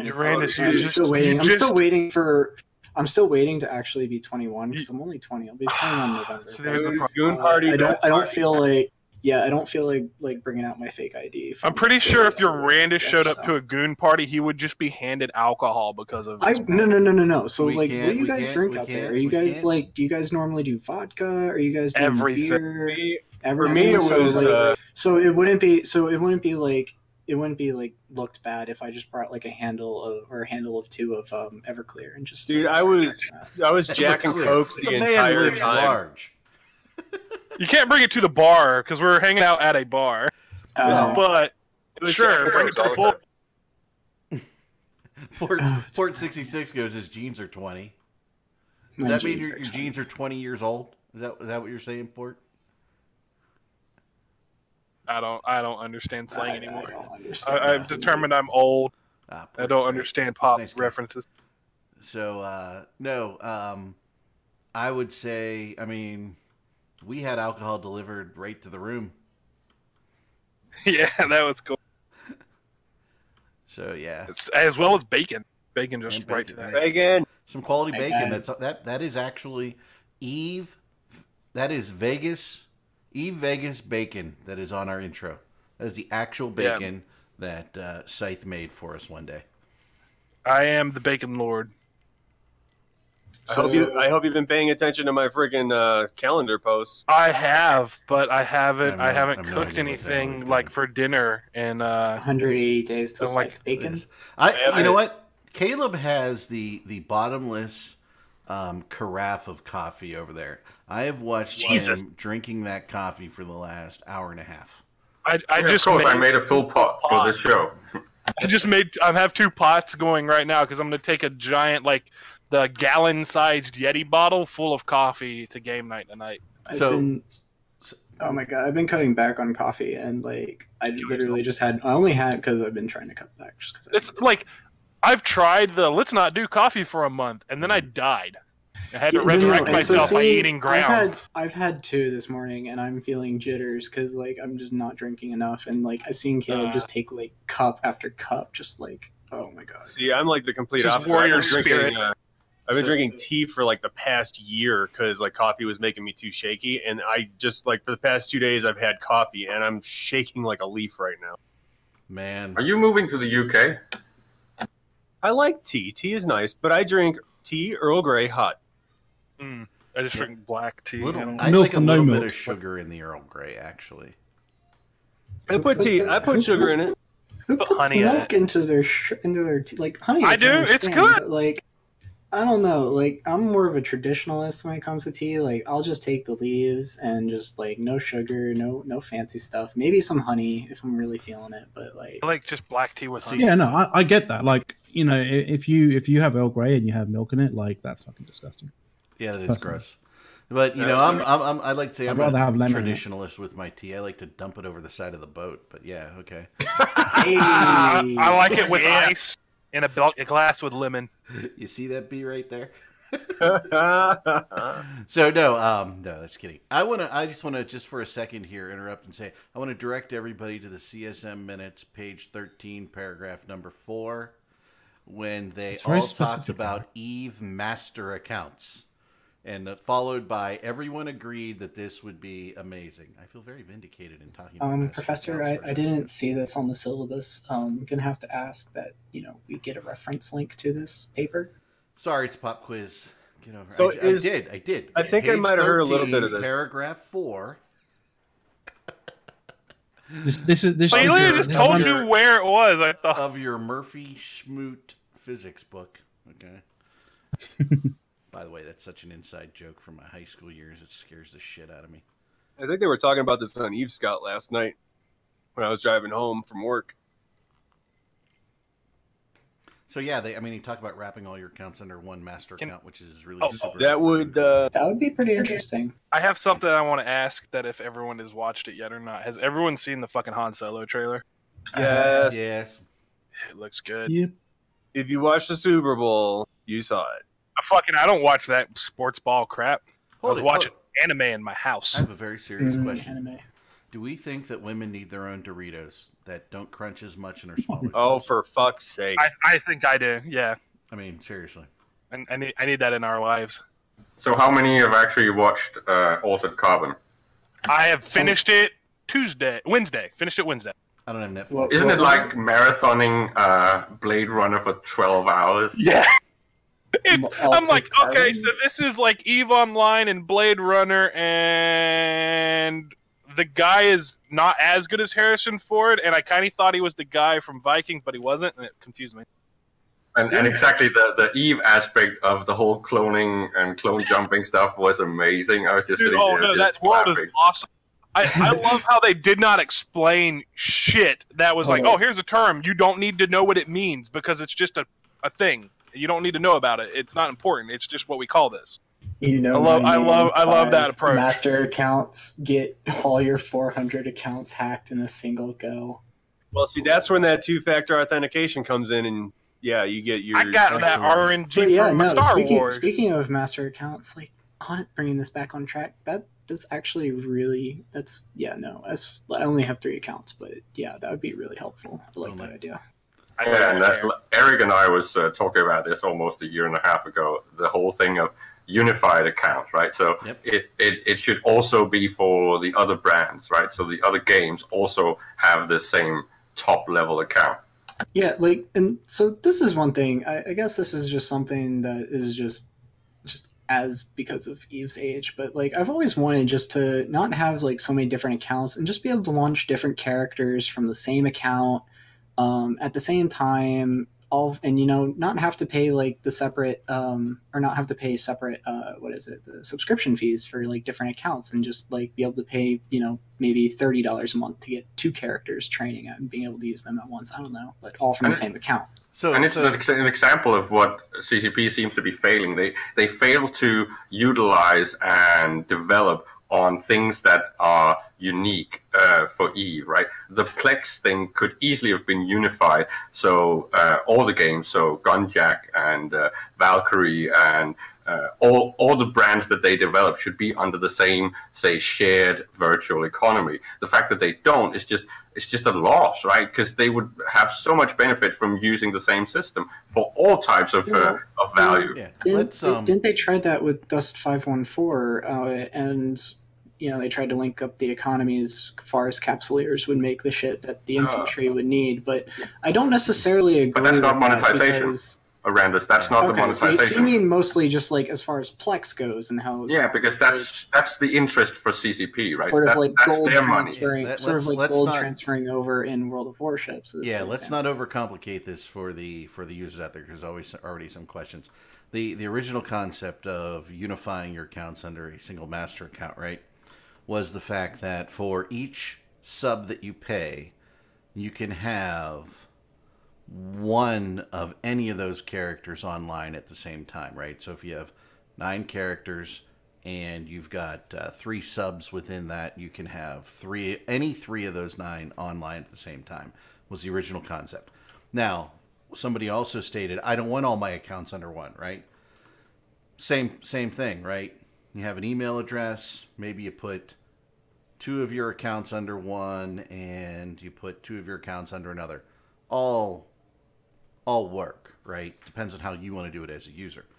But and how you want to compartmentalize and spread out your accounts and how many characters you want on each account. That's something that's up to the individual. So the whole, I don't want that. Yeah, but it's not about whether you want that. It's whether it's a useful development and whether it creates added value. And it would definitely create added value for a lot of the things that people are using their EVE account for. And the fact that you're limited to 3 is ancient code, and it's really bad and should have been fixed long ago.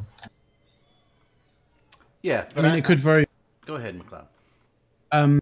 There's been a few people who have actually kind of, stated about, and it has come up on the in questions to CCP devs as to why can't we have like the ability to like not quit the game but just log off one character and log another character on, and it always seems to come down to this kind of arcane kind of code that is still limiting people to 3 accounts per, or 3 characters per account. Like I think if you go get rid of that.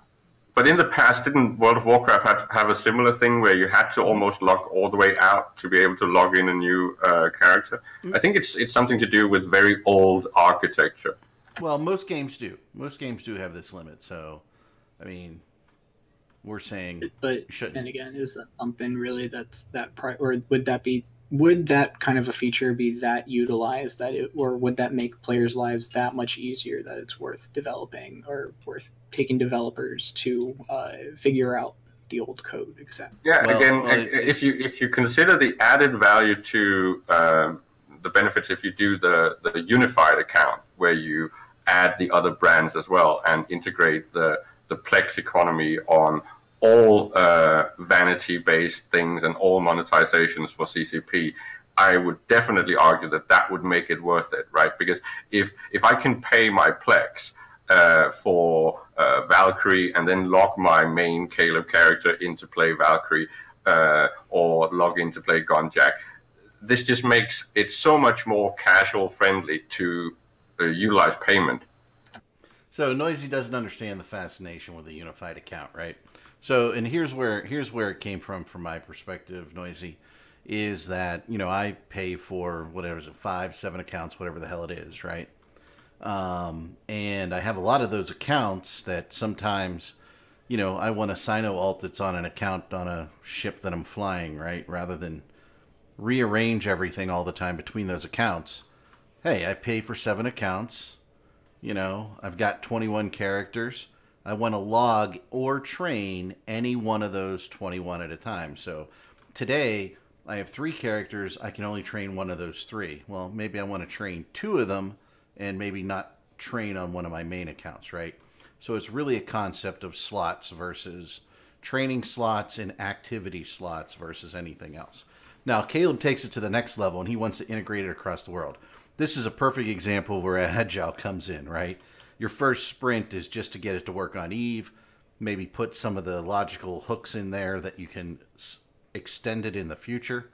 But yeah, I mean, that's really where I think my argument is that something like Valkyrie might have been a much larger success if there had been an option to say pay for access with Plex, right? I get that, right? Also, but that's an add-on charge. That's not going to be your monthly normal, right?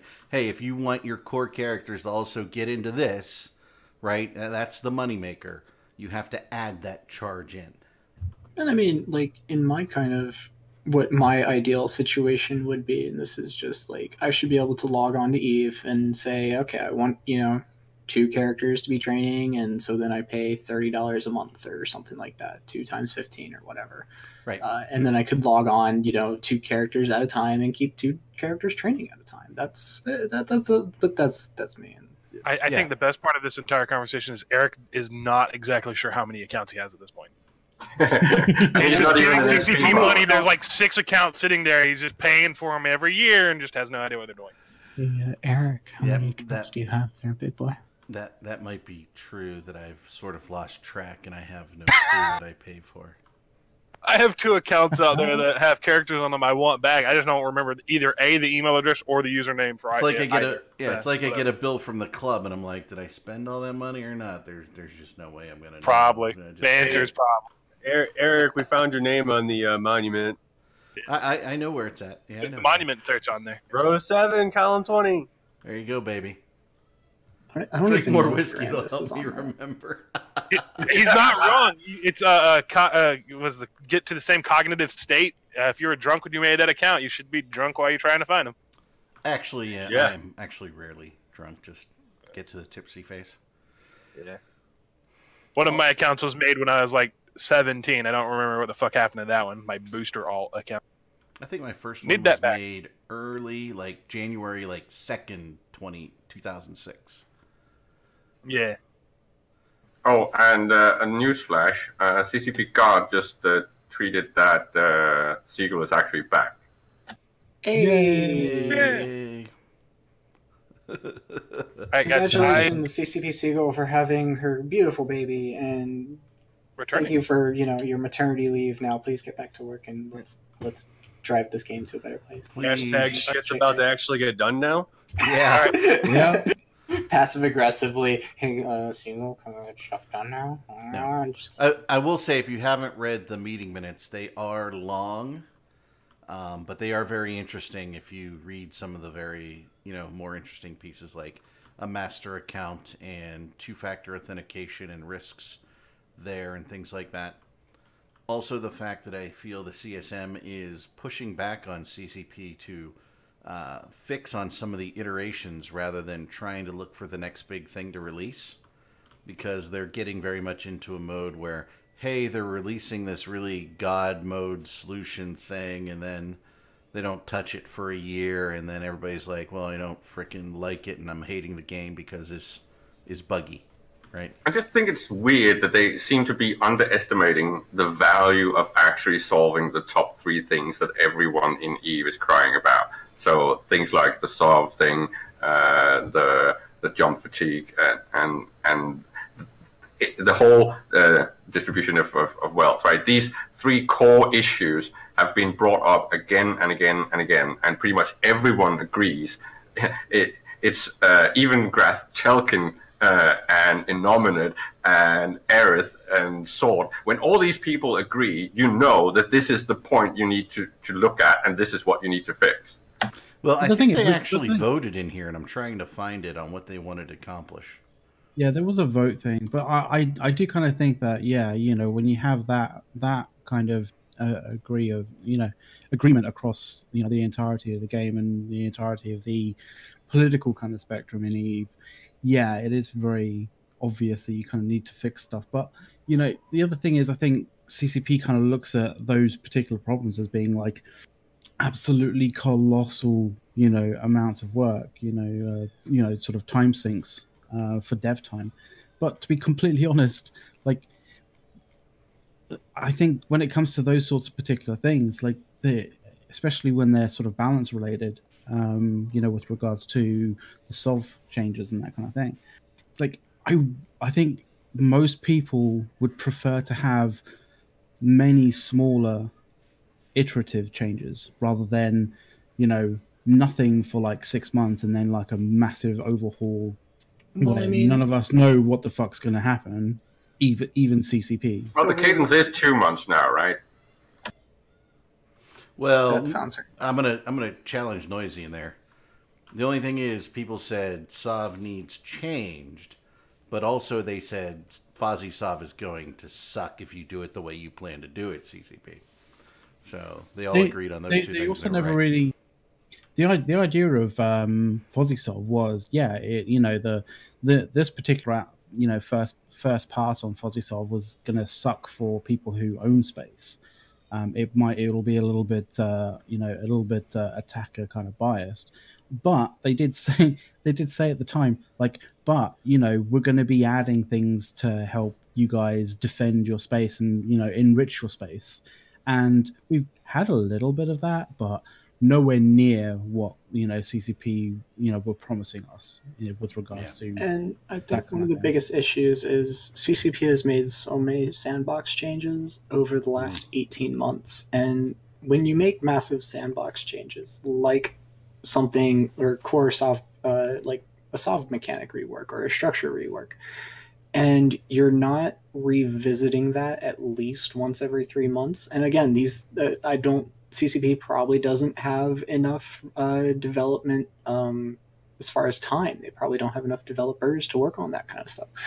But again, it's these when you make these large sandbox changes, these are things that you need to be addressing a lot faster than I think what CCP has. And I think this is either because they simply don't have the resources available to them to do that, or their priorities are just not straight. Yeah, and let's go to their vote. I mean, the top 5 issues based on the votes of the CSM to deal with are: number 1, nullification, got 7 votes out of the CSM. Wardex was number 2 with 7 votes. Faction warfare had 6 votes. Fatigue had 5 votes, and dedicated balance team, which CCP keeps promising soon, right? Got 5 votes. So that's what the CSM sees as the major issues. You'll notice that Sov is not in the top 5. Well, the thing there is that nullification actually affects Sov, because one of the aspects of Fozzie Sov was the fact that it was going to, you know, constellations were going to play a larger part in, you know, in the sovereignty kind of system. That doesn't really, you know, and when you're dealing with like constellations and groups trying to sort of get it, you know, sort of play that strategically, what you have in constellations for the large part are choke points. But the thing is, choke points doesn't mean a thing if the fleets that are going in and dealing with you know, attacking Fozzie Sov or attacking Aegis Sov are, you know, nullified fucking claws with either Fozzie claws or, you know, a nullified scepter with a fucking Xyno. It means that choke points don't mean a thing, which means that, you know, a large part of the interesting interplay with Sov just doesn't exist. Yeah. Great argument. Yeah, I mean, it's interesting, and nullification is something that they need to address greatly. There were a lot of things that they have in the CSM minutes, particularly the discussion on nullification and fatigue are both very interesting. It seems that CCP thinks that the fatigue issue is much easier for them to address because they can address that by turning some knobs. But there was some interesting sub-discussions within that part of the minutes that when they discussed things like making jump gates potentially not affect the subcapitals that use them in relation to fatigue. Yeah, that's because that starts to impact force projection. Like I kind of see, I like where they're going with that, but I wouldn't remove it entirely. I just like reduce it to like say, the equivalent of what you would be doing with like an industrial, for example. Yeah, and they mentioned that too because it might make the defense of a system have too much of an advantage. And the other thing they talked about in relation to force projection was perhaps taking away fatigue as it affects the jump and make it impact, like in super capital and capital fleets, right? Make it affect the stats that make it a negative stat impact to the fleet that is jumping so many jumps. So as they get further away, they get more vulnerable and can't output as much DPS and things of that nature. I guess I have to run. Yes. I will see y'all. See you, Scythe. Thanks, Scythe. That really is, as far as jump fatigue, CCP does want to keep that as more of a numbers situation because it's a lot easier. Like, if it's a lot easier to change a number. But when CCP doesn't want to have to face the systematic and the scope of the problem that I think jump fatigue has created for a lot of long-term players, I think. And I think that's a big issue when CCP is just not wanting to tackle the larger scope of the problem instead of just trying to keep it to a numbers thing. I think a lot of people are missing out on the core problem with what jump fatigue is in its design. It's artificial limitation because fueling is not a limiting factor. Yeah, but making it from a fueling aspect makes it harder because we can game that almost in every case. Well, that's up to design on diminishing returns and resource availability. I'm just trying to point out that it was brought in because we basically had unlimited fuel for this force projection. There was no sink on that level and that type of activity. And that's the core problem, that instead of adding some sort of fueling and realism into the game, they put in an ad hoc limiting factor that actually everyone just hates. And because it can't be gamed, it's not even something that creates emergent gameplay.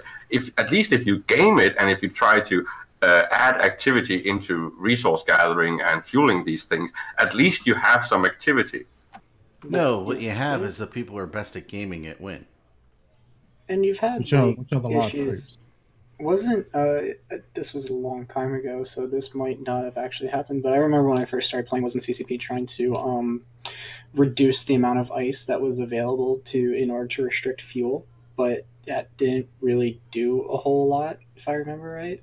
And that just proves the problem, right? CCP seems to be turning everything upside down compared to if you look at realism, right? Instead of making it possible to fuel things locally, they made it possible to produce things locally. That means that the sink is all on destruction and not on upkeep. So there's just something fundamentally wrong about the way that CCP is trying to add limiting factors to the game, at least when it comes to comparing to intuitive experience from real life. As far as, that actually fights against a core game design theory, which is you should usually try to do what works for the game, not what makes logical sense. But, I mean, even if CCP were to do something to limit the amount of fuel that could be mined at this point, there's still probably enough fuel already in some people's hangars that they could just freighter it around with a bunch of super capitals and keep them fueled for a year or so.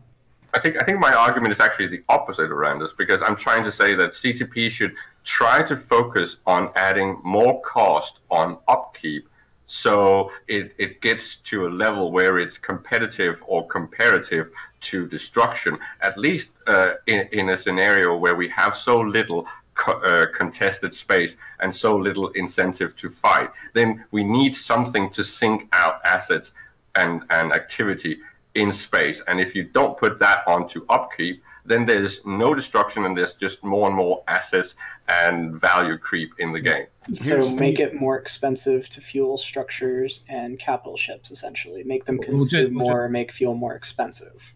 Yeah, so it has a diminishing return. That means that if you are trying to force project like crazy, then it has an extreme added cost in fueling. That means that all that value is then pushed somewhere else. So at least there is some loss all the time of a proportion that makes activity valuable. Didn't they just double the cost?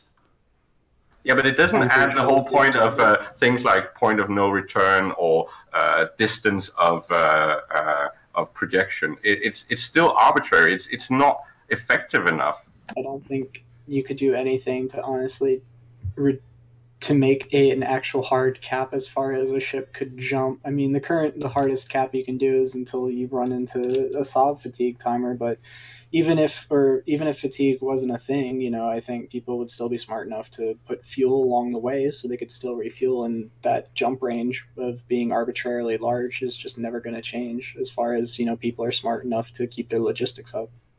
The point is that in ecosystems, right, there's always this natural effect of diminishing return.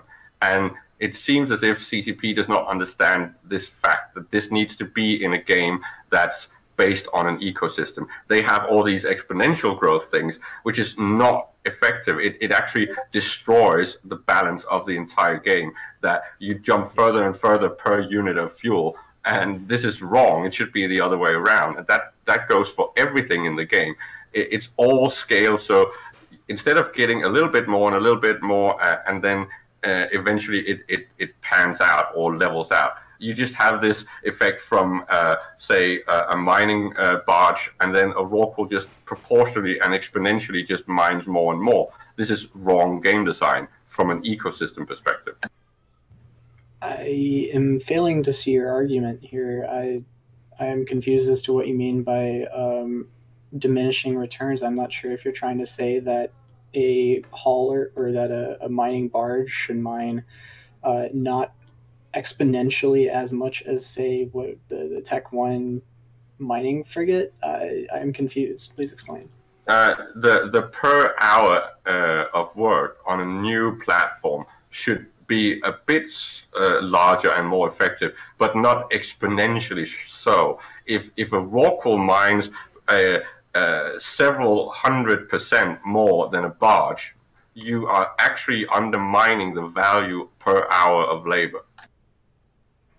But wouldn't you, as a game designer, want your players to work towards being able to fly that mining barge so they could feel like they're pumping out so much more money into their wallets?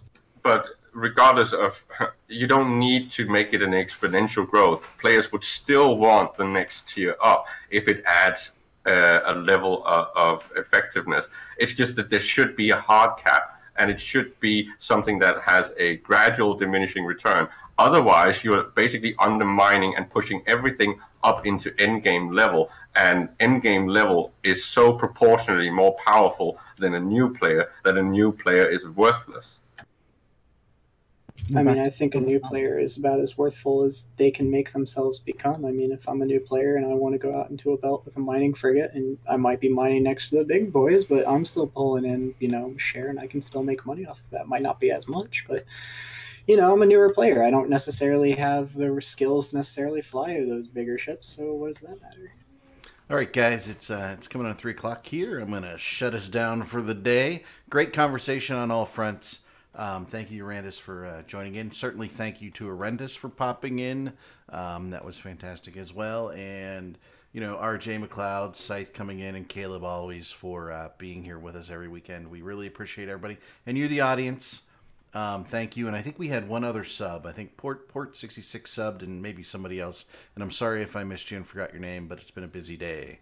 So, hey, thanks for watching. We will be back next week at the same time. Everybody say bye. Port 66, New Brothers should salvage. Yeah, agreed. Bye.